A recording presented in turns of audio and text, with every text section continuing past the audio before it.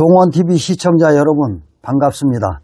다가오는 제9회 지방선거를 앞두고 누가 우리 지역을 맡길 만한 사람인지 차분히 살펴보는 시간이 필요할 때입니다.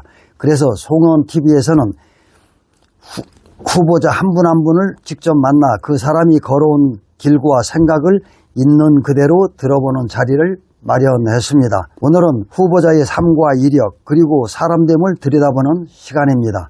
이 자리에는 민주당 도의원 이 선거구에 도전장을 내민 김주남 예비 후보가 나와 있습니다. 어떤 길을 걸어왔고 왜 이 자리에 서게 되었는지 솔직한 이야기 나눠보겠습니다. 구독, 좋아요, 알람까지 부탁해요. 자, 안녕하세요. 네, 안녕하십니까. 자, 반갑습니다. 반갑습니다, 대표님. 어떻게 살이 좀 더 빠지신 것 같아? 네, 요즘 열심히 다니다 보니까 네. 한 3kg 정도 빠졌는데, 네. 뭐 괜찮습니다. 열심히 하고 있습니다. 그래요. 네. 살이 빠진다는 얘기는 그만큼 열심히 한다는 얘기죠. 그죠? 네. 네. 자, 이 자리에 앉으셨으니까 네. 먼저 유권자분들한테 인사 말씀 좀 하세요. 네, 안녕하십니까. 양평군 제2선거구 경기도의원에 출마하는 예비 후보자 김주남 인사드리겠습니다. 네, 반갑습니다. 네. 자, 많이 바쁘시죠, 뭐. 네? 요즘, 네. 그렇죠. 네. 몸무게가 3kg 정도 빠졌다고 하면은, 그러니까 기간이 얼마 동안에 3kg가 빠졌다는 얘기예요, 지금. 제가 본격적으로 선거운동에 참여한 지가 작년 9월부터니까요. 그동안에 원래 좀 마른 체격이었었는데 3kg 정도 빠지니까 남들이 보기에 시선 처리가 좀 많이 빠져 보이는 것 같습니다. 네, 그렇군요. 자, 그런 점에서 요즘 하루 일과를 간략히 소개한다면? 네, 뭐 요즘 모든 후보자님들이 아마 저와 같은 생활을 하실 것 같은데요. 통상적으로 이제 저는 뭐 평상시에도 한 새벽 5시면 일어나는 습관을 가지고 있는데 아침에 요즘은 특히 그 뭐 지역에서 헌진역 견학을 가시는 어르신들, 뭐 관광버스 인사를 다니는 게 좀 목적이고요.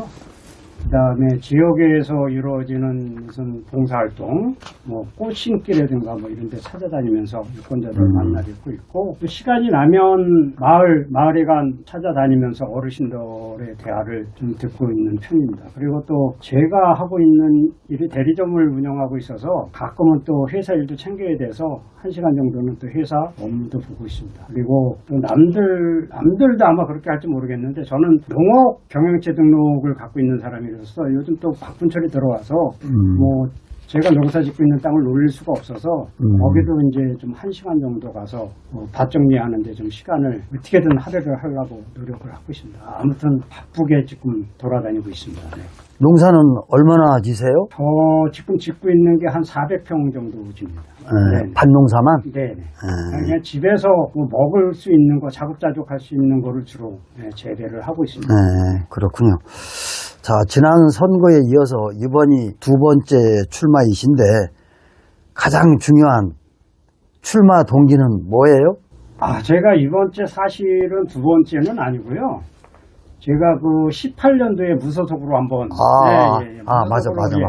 예, 무소속으로 나왔었습니다. 그래서 그때 당시에는 이제 군의원 서부 쪽에서 나왔었는데 아무튼 그때는 완주를 했습니다. 제 부족함으로 인해서 뭐 많은 아쉬움이 남았고 그때 좀 정치에 대한 많은 고민을 하게 됐던 시기가 있었습니다. 그리고 22년도에 민주당 그 동부지역 공천 신청을 했었는데 제가 저의 부족함으로 그때 경선 실패를 했습니다. 그래서 이번이 세 번째인데 아무튼 그전하고의 각오는 더욱더 업그레이드 된, 그러니까 제 자신으로서의 강화된 모습을 보여주려고 많이 노력을 하고 있습니다. 네, 그렇군요. 네. 당초에는 군의원으로 출사표를 던지셨는데 어느 정도 시간이 흐른 다음에 도의원으로 말을 갈아타셨어요. 네네. 이 부분에 대해서 또.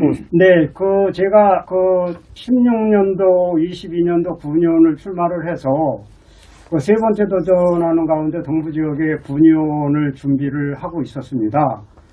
제가 그 군의원을 하고자 하는 큰 목적 중에 하나는 저희 뭐 아시겠지만 저희 민주당이 그동안에 그 동서부 쪽에서 군의원이 한 명씩뿐이 안 돼서 지금까지 지방자치 제도가 시작된 후에 2명뿐이 없었습니다. 그래서 제 소원은 양평에서 군의원, 민주당 군의원이 좀 다수가 돼서 국민들의 삶을 좀 바꿔놓고 싶은 그런 뭐 저에 대한 제가 가지고 있는 그런 정치적 뭐 소망 뭐 이런 게 있었습니다. 그래서 군의원을 계속 준비를 하고 있었는데 제가 출마하는 지역에 도의원을 신청한 분이 안 계셨습니다. 그래서 뭐 그냥 그 지역위원회 자체 내에서는 뭐 그냥 암암리로 군소 후보자님들이 5명이 됐는데 아무래도 경선에서 실패하거나 그렇지 않으면 다른 분을 영입을 해서 이분을 도의원 자리로 공천 심사를 해서 가는 게 어떻겠냐 이런 뭐 방향 뭐 이런 뭐 논의가 있었습니다. 근데 이제 도당이나 지역위원회에서 그런 거를 받아들이지 않고 지역위원회 그러니까 지역위원회 회의를 통해서 군의원 출마 중에 있는 저희가 이제 4명인데 그래서 직무대행님께서 도의원을 출마하시는 게 어떻겠냐 이래서 몇 번 찾아오셔서 설명을 하시고 또 제가 받아들일 수 있는 준비 기간은 좀 달라 이렇게 해서 결론은 제가 받아들여서 꼭 승리에 보답했다고 말씀드렸고요. 그 다음에 이제 저희 민주당의 지역 어르신 분들이 계시는데 그때 한 30여 분 정도 모이셔서 김 대표가 지역에서 많은 일을 해왔으니 도의원 자리로 가는 게 어떻겠냐 그쪽에 가서 다 같이 이기는 선거를 해보는 게 어떻겠냐 이런 말씀을 했어서 제가 받아들여서 경기도당에서 신청 면접을 통해서 단수 공천을 받게 되었습니다. 네. 자, 그러면 이번에는 자신 있습니까? 네, 뭐 저희 동부 지역이 사실 뭐 험지라고들 누구나 말씀을 하십니다. 그런데 제가 그동안의 지역에서 열심히 살아왔다고 자부를 하고 있고, 그다음에 도의원의 역할이라는 게 수 가지가 있겠지만 결론은 지역 발전에서 도 예산을 많이 갖고 오는 게 저는 주 목적이라고 생각하고 있습니다. 그래서 제가 그동안 35년간 유통업을 하면서 사람 간의 대화 뭐 이런 게 결론은 지역 발전의 기초를 다질 수 있는 도에 올라가서 제가 예산을 갖고 올 수 있는 이런 능력은 뭐 제가 충분히 갖춰 있다고 저는 제 자신이 평가를 하고 있습니다. 그래서 그거 목적으로 봤을 때는 저는 뭐 그걸 유권자한테 피력을 해서 분명히 자신 있게 말씀드리고 승리할 수 있다고 말씀드릴 수 있습니다. 네, 그렇군요. 네. 자, 이렇게 정치에 입문하신 지가 이번이 3번째 출마시면 상당한 시간이 흘렀네요. 그죠? 네. 자, 이렇게 정치에 입문하시면서 이런 생각을 많이 하셨을 것 같아요. 내가 선출직에 당선이 되면 입성을 하게 되면 나는 이런 정치인을 본받아서 이렇게 의정활동을 핀다든가 그런 생각이 분명히 있었을 것 같아요. 그래서 평소에 존경하는 정치인이라든가 좋아하는 정치인이 있다면 얘기해 주세요. 제가 결론적으로 말씀드리면 제가 전 노무현 대통령을 굉장히 존경합니다. 존경하고 그분과의 인연은 제가 이제 해군 제대를 했는데 제대 이후에 제가 야간 대학을 다니면서 주간 아르바이트를 하면서 사실 저한테는 좀 아픔이 있는 건데 손가락 절단이라는 사고를 당했었습니다. 그랬어요? 네네. 그래서 그때 이제 노동 형식에 대한 거를 많이 고민을 했었고, 그 다음에 산업재해에 대한 그런 심각한, 이런 거를 많이 접하고, 또 제 자신도 그렇게 하다 보니까 그런 방향에서의 그런 노동운동 하시는 분들을 많이 접촉을 했었습니다. 그때 당시에 노무현 대통령께서 민변 활동을 하셨는데, 그때 이제 단독으로 만나서 무슨 회의를 진행하거나 이러지는 않았지만, 같이 그룹으로 이렇게 같은 회의석상에서 몇 번의 회의를 한 적이 있습니다. 그분의 그 성품이라든가 이런 거는 그때 제가 알아봤고, 그 다음에 이 서민적 행보에 대한 거를 그때, 이분이 참 그런 분이셨구나. 근데 추후에 뭐 대통령이 되시긴 하신 거지만 아무튼 그런 인연이 있어서 제가 노무현 대통령 서거 이후에 봉화마을 권양승 여사님 댁 직접 찾아와 뵌 적이 있습니다. 그래서 제 나름대로는 뭐 지금 현직에 계시는 이재명 대통령님도 존경을 하지만 제가 이제 궁극적으로 정치에 입문하게 된 그런 계기도 사실 노무현 대통령님이 서거하시고 그때 좀 저도 지역 정치를 좀 한번 해봐야 되겠다는 생각을 가지고 지금까지 와서 저에게는 좀 존경스러운 분이 아니신가 그렇게 생각합니다. 그렇군요. 그러니까 노무현 전 대통령이 정치의 롤모델로 본받기를 원하는 그런 입장이기도 하고 네. 또 이제 노무현 전 대통령으로 인해서 정치에 입문하는 계기가 됐다. 이런 얘기네요. 네, 예, 그렇군요. 자, 그러면 선출직에서 가장 중요하게 여겨지는 덕목이랄까 가치가 있다라면 어떤 게 있겠습니까? 저는 일단은 가장 중요한 게 뭐 통상적으로 정치인들이 그렇게 말씀하시기는 하는데 주민들과의 격이 없는 소통이라고 합니다. 저는 어떻게 됐든 제 지역이 또 어르신들이 많은 지역이다 보니까 사실 정치인이 들어주는 것만으로도 굉장히 좀 이렇게 유권자분들께서는 좀 마음을 놓을 수 있는 이런 부분이 좀 있다고 생각을 하고 있거든요. 뭐 제가 다 말씀하시는 걸 다 들어드리고 해결해 줄 수는 없지만 다만 충분히 얘기를 듣고 이렇게 하는 게 기본적인 정치인의 덕목이 아닌가 싶고요. 그 다음에 지역 발전에 대한, 그러니까 지역에 대한 전반적인 상황을 잘 이해를 해야 되고 나아갈 방향을 잘 맥을 짚어야 되는 정치인이 돼야 된다고 생각합니다. 그리고 그게 궁극적으로는 결과에 책임을 질 수 있는 그게 그 지역 발전에서 찾아서 본인이 정치인이 찾아서 결과에 만족할 수 있는 그런 정치인의 덕목이 저는 최우선 과제가 되어야 된다고 생각을 합니다. 네, 그렇군요. 네, 자, 이번에는 그러면 프로필 관련 질문이 되겠습니다. 네.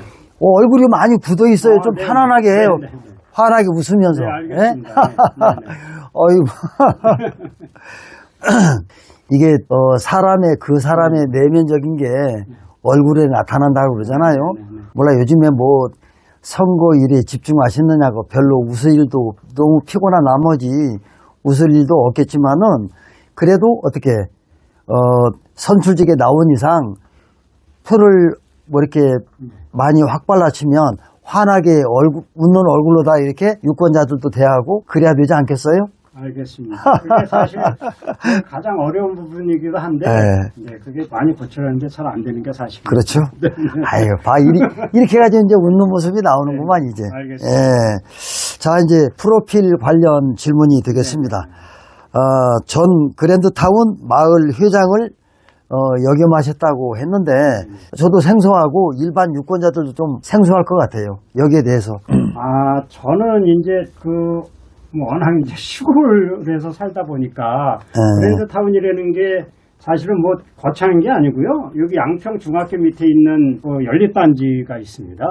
중학교 밑에. 그래서 이제 저희가 거기도 이제 처음 입주를 했는데 이제 저는 기본적으로 집이 이제 그 전부터 생각하고 있었는데 집이 재테크가 되면 안 된다는 생각을 많이 가지고 있고 저는 이제 아침에 나가서 저녁에 들어오는 건데 집에 들어와서만큼은 진짜 편안한 공간이 돼야 되겠다 이런 생각을 굉장히 많이 갖고 있었습니다. 그런데 공교롭게도 이사 오는 날 그러니까 저희 밑에 층 사시는 분하고 좀 언쟁이 있었습니다.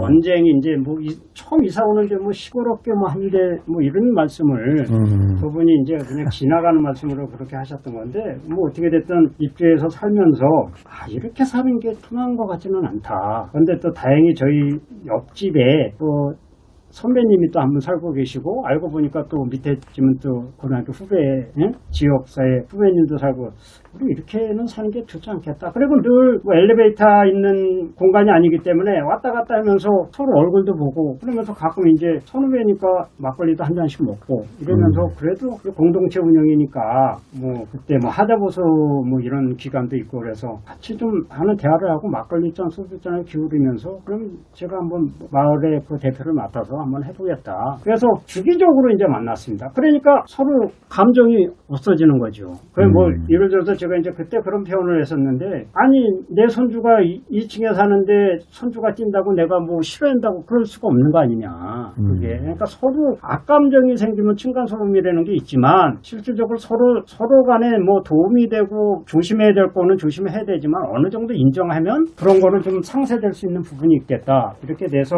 뭐 진짜 마을에 같이 뭐 해외여행도 갔다 오고 그다음에 주기적으로 뭐 아까 말씀드렸도 뭐 소위 말해서 철렵도 다녀오고 뭐 이런 거를 하니까 평안하게 아주 거기서 살면서 지금도 뭐 거기서 다른 데로 이주해 나가신 분들도 있지만 지금까지도 형 동생 하면서 뭐 그렇게 잘 살고 있습니다. 그래서 뭐 하단각국이라든가 뭐 이제 겨울철에 뭐 앞마당 분출기라든가 사실 그런 것도 잘 안 하거든요. 공동주택 있는 분들이 그런 거를 통해서 유대 관계를 하고 있으니까 굉장히 아직까지도 뭐 신뢰가 뒷받침이 돼서 아직도 잘 지내고 있습니다. 네. 그 동네에서 이사를 왔음에도 네. 그렇군요. 글쎄 사람이 살면서 이렇게 서로 교류, 왕래, 네트워크가 형성되지 않으면 인간 사회의 그 단절이랄까 그런 게 생기는 것 같아요. 조금 이렇게 서먹한 관계에서도 자꾸만 얼굴을 마주하고 대화를 하다 보면 좀 서운한 관계도 좀 이렇게 원활하게 풀어지는 것 같고 이제 그런 것 같습니다. 인간 사회가. 그래서 그 딱딱한 동네 분위기를 이렇게 시원하게 원활하게 만들었다는 얘기입니까 그러면? 그렇죠. 그래서 그 주위에 있는 다른 동 단지에서도 굉장히 부럽게 보는 그런 시선이 있었죠. 네. 그렇군요. 네. 또 프로필을 보아하니 현 경기도 직능위원회 자문위원을 맡고 있다라고 되어 있는데 거기에 대해서도 좀.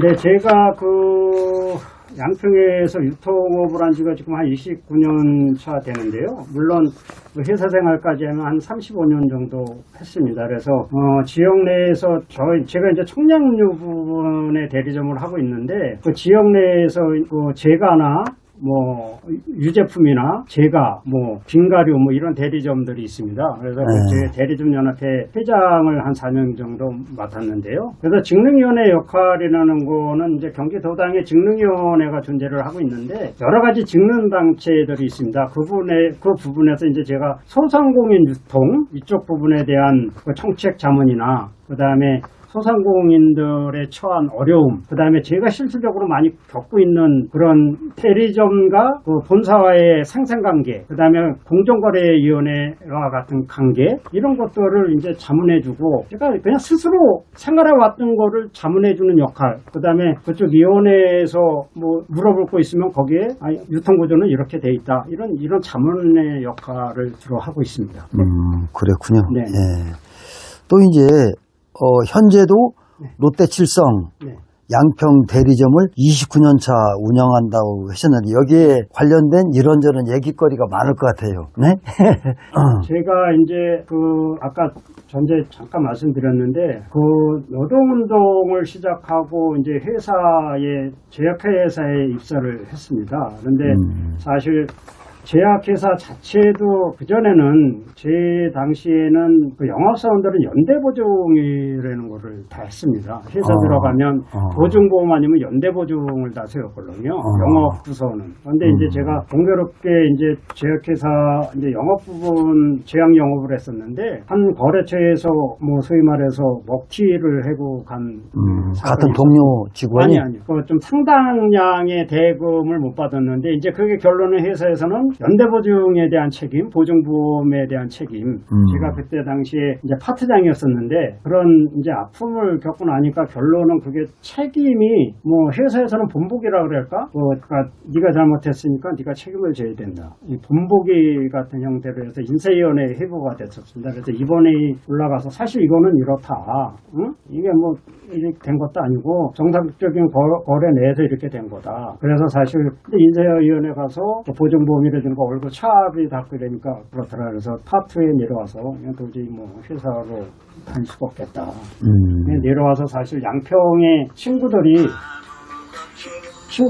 그 양평에 내려와서 그런 종합상사를 해보는 게 어떻겠냐 이렇게 해서 양평에 내려왔습니다. 그래서 지금까지 친구들의 도움을 많이 받았는데요. 내려와서 하는 도중에 롯데칠성회사에서 지사장을 맡아보는 게 어떻겠냐. 제가 영업을 서울에 있을 때 열심히 해왔던 거는 이제 뭐 여러 뭐 회사에서도 많이 알고 있기 때문에 지사장을 맡아달라는 게 어떻겠냐. 그래서 살짝 망설이다가 제가 그때 당시에 29년 전에 지사장을 맡아서 지금까지 하고 있습니다. 롯데칠성이라는 게 지역 전반에 대한, 그러니까 소위 말해서 음료수가 필요한 곳에는 다 갖다 드리는 거니까. 그러니까요. 그러니까 많은 직업, 그러니까 뭐 여러 사람 계층에 있는 사람들을 29년 동안 만났던 거죠. 그래서 그분들의 말씀도 들어보고 또 제가 조언해, 뭐 제가 이제 컨설팅을 해서 오픈시켜준 데도 많이 있고, 뭐 그렇게 해서 지금까지 아무튼 지역 내에서 저를 먹여 살린 거죠. 어떻게 보면 저도 열심히 했겠지만 지역의 거래처 사장님들이 저희 롯데칠성 저희 직원들하고 저를 지금까지 먹여 살린 거죠. 그래서 뭐 그 부분에 대해서는 감사하게 생각하고 있습니다. 그렇군요. 네.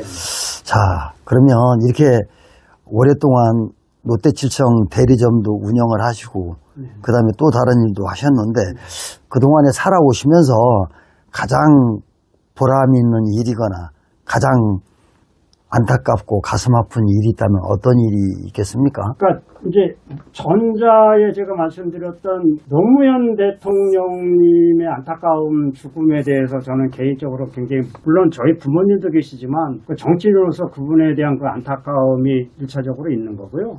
그 다음에 저 개인적으로는 아까도 잠깐 말씀드렸지만 제가 군대를 제대해서 열심히 살아보려고 하면서 주간 아르바이트를 손가락이 절단됐는데 그때 당시에 그러니까 회사 책임자께서 그건 네가 잘못한 거니까 네가 책임을 져야 된다. 그러니까 산업재해에 대한 전반적인 수준이 굉장히 낮아 있는 상태였었어요. 그 당시만 해도. 그렇죠. 예. 근데 그게 보면 산업재해가 시골에서 올라오신 분들, 지금 외국인 노동자들이 산업재해를 많이 당하고 계시거든요. 근데 그때 당시에는 공업계나 시골에서 올라와서 3D 업종에 종사하시는 분들이 뭐 쉽게 얘기하면 뭐 손절단이라든가 뭐 이런 뭐 진짜 많은 수많은 사고들이 많이 있었거든요. 그래서 그게 굉장히 사실 지금 생각해보면 뭐 아무것도 아닐 수 있을 것 같은데 그때 당시에는 야, 이래 갖고 내가 사회생활을 할 수 있을까? 뭐 컴퓨터는 할 수 있을까? 뭐 이런 자괴감 같은 거 이런 게 많이 들었습니다. 그래서 이게 제 책임으로 돌리기보다는 그 주위에서 많은 이제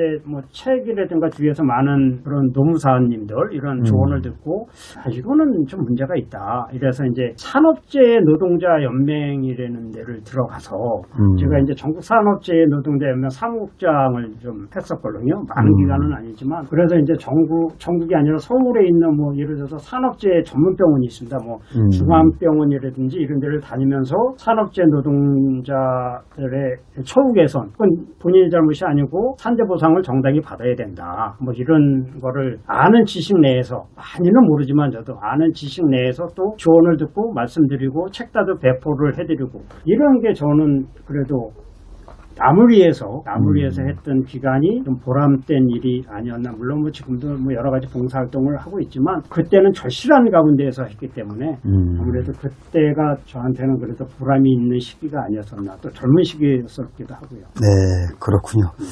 자, 이번에는 개인적인 특화 질문이 되겠습니다. 네네. 자, 요즘에 뭐 선거운동 하시느라고 뭐 눈꼴 뜰 새 없이 바쁘시겠지만은 평상시에 취미 활동은 어떤 게 있습니까?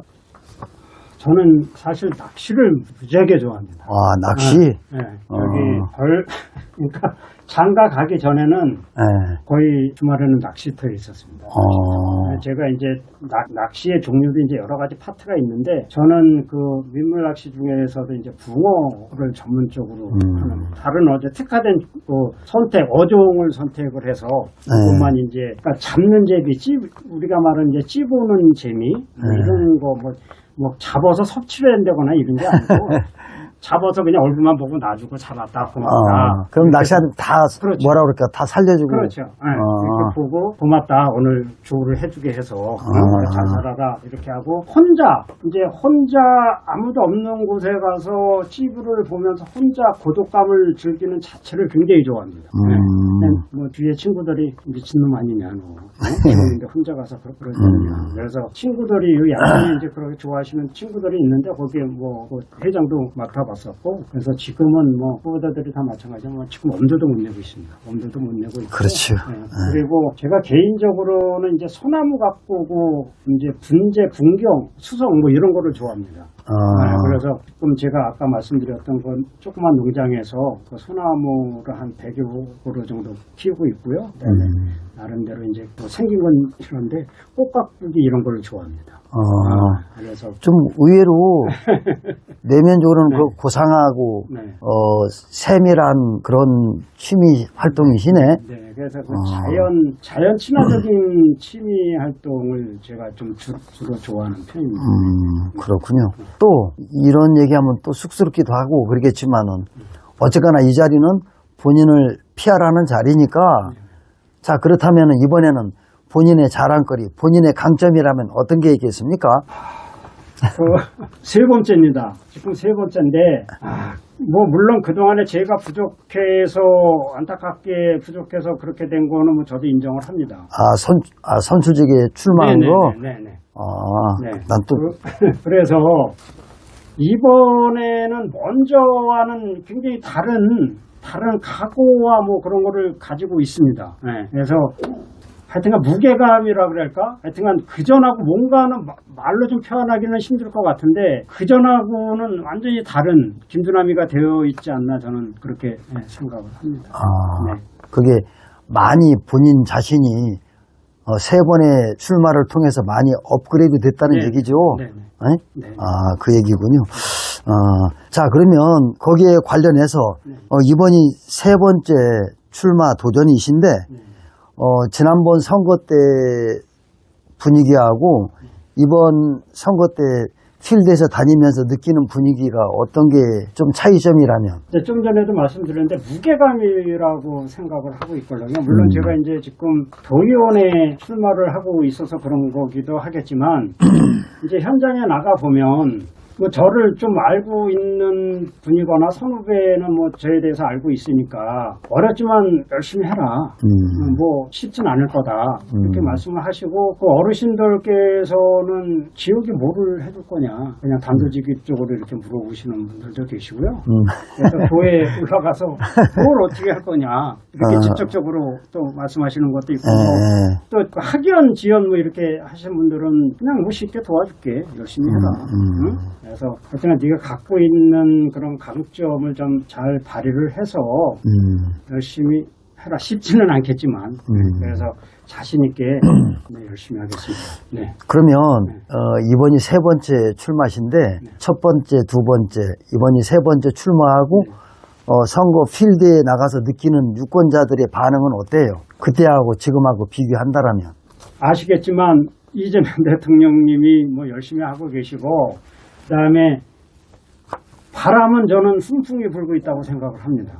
그래서 제가 더 열심히 발로 뛰면 부족한 부분을 제가 더 발로 열심히 뛰고 그다음에 제가 갖고 있는 장점을 충분히 유권자분들한테 피력을 한다 그러면 저는 뭐 100% 자신 있다고 말씀드리기는 어렵겠지만 해볼 만한 승산이 있다. 그리고 제가 자신감을 가지고 덤벼야지 될 수 있겠다. 이런 생각을 가지고 있습니다. 그리고 또 보는 시선도 잘 될 수 있다. 이런 긍정적으로 말씀해 주시는 분들도 있고요. 그것도 힘을 입어서 열심히 하겠습니다. 뭐 반드시 승리로 보답해 드리겠습니다. 이런 말씀을 자주 합니다. 아무튼 필드에서는 그전에 느끼던 것보다는 해볼 만하지 않아? 뭐 이런 게 대세라고 저는 생각을 합니다. 네, 그렇군요.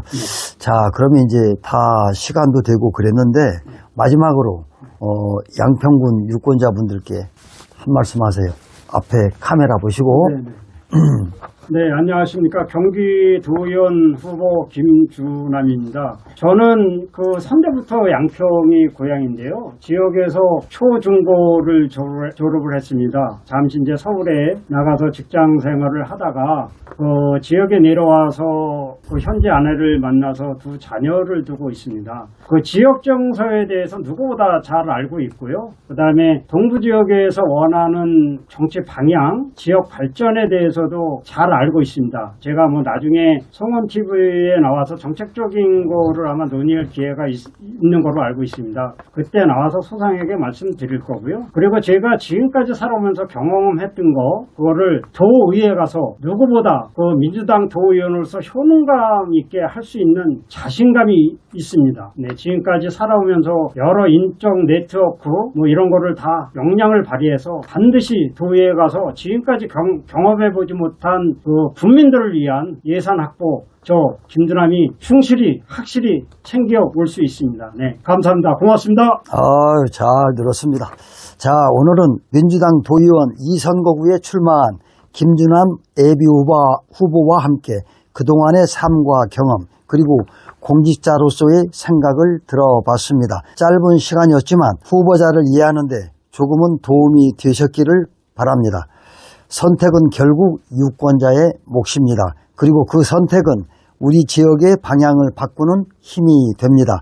다음 시간에는 김주남 예비 후보가 준비한 정책과 공약을 중심으로 더 깊이 있는 이야기를 나눠보겠습니다. 지금까지 송원TV였습니다. 시청해 주셔서 고맙습니다. 자, 오늘 바쁘신데 시간 내주셔서 고맙습니다. 고맙습니다, 대표님. 네, 자, 늦게 와서 죄송합니다. 건승하십시오. 네. 네.